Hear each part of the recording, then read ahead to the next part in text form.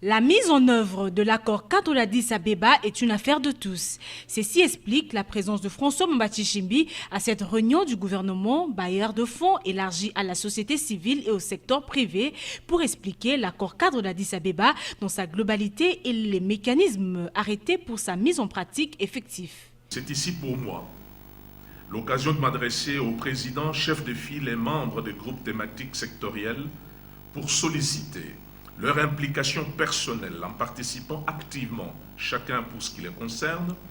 d'abord à la journée de sensibilisation et de mise à niveau,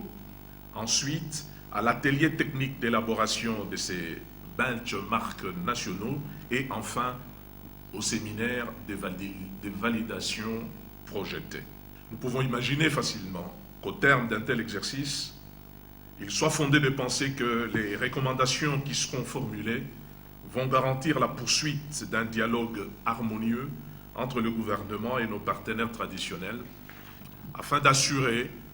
une prise en compte efficiente des 6 engagements nationaux. Pour rappel, 11 pays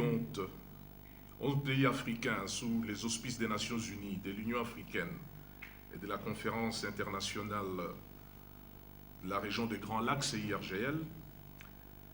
de la communauté de développement de l'Afrique australe SADC ont conclu en date du 24 février 2013 à Addis Abeba cet accord cadre pour la paix, la sécurité et la coopération pour la République démocratique du Congo et la région. Soucieux d'atteindre les objectifs assignés au MNS, François Momba sollicite l'implication de tous pour finaliser les critères et indicateurs indispensables pour la mise en œuvre efficace des engagements souscrits par la République démocratique du Congo au terme de l'accord cadre.